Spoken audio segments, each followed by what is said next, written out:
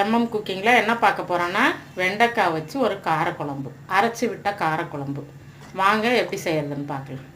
முதல்ல இந்த குழம்புக்கு இப்படி வெண்டைக்காயை கட் பண்ணிவிட்டு கொஞ்சம் பெருசாகவே கட் பண்ணிக்கங்க, கொஞ்சம் நீளமாக இந்த மாதிரி கட் பண்ணிக்கணும்.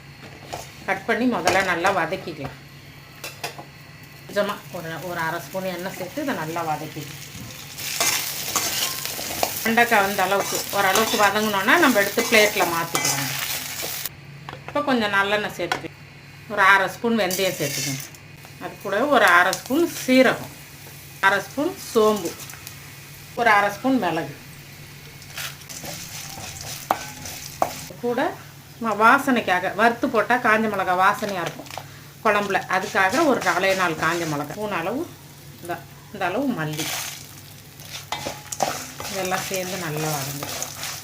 நல்லா ஒரு கைப்பிடி அளவு கொஞ்சம் பெருசாக கட் பண்ணால் வெங்காயம், கூடவே ஒரு மீடியம் சைஸ் ஒரு 3 தக்காளி, குழம்புக்கு வேணுங்கிற தக்காளி.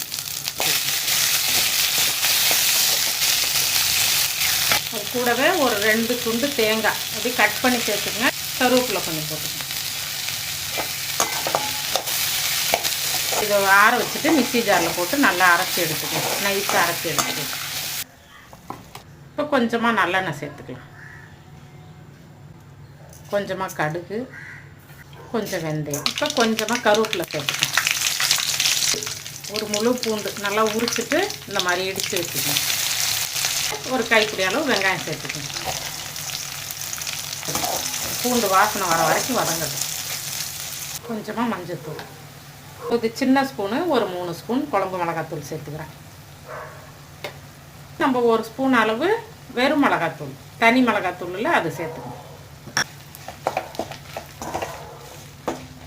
சைஸ் அளவு புளி எடுத்து நல்லா தண்ணியாக கரைச்சி வச்சுருக்கேன், அதை இது கூட நம்ம சேர்த்துக்கணும்.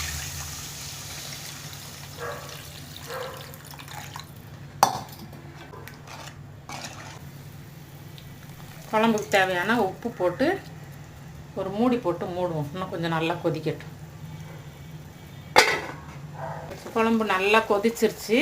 இதை நம்ம அரைச்சி வச்சதெல்லாம் இந்த குழம்போட சேர்த்துக்கலாம். ஜாரை கொஞ்சம் தண்ணி ஊற்றி கலந்து அது கூட சேர்த்துக்கலாம். நம்ம தக்காளி நல்லா புளிப்பு இருக்கும், அதனால் புளி கம்மியாகவே சேர்த்துங்க குழம்பு. இது ஒரு கொதி வந்தோன்னே நம்ம வெண்டைக்காய் வதக்கி வச்சுருக்க வெண்டைக்காவை அது கூட சேர்த்துக்கலாம்.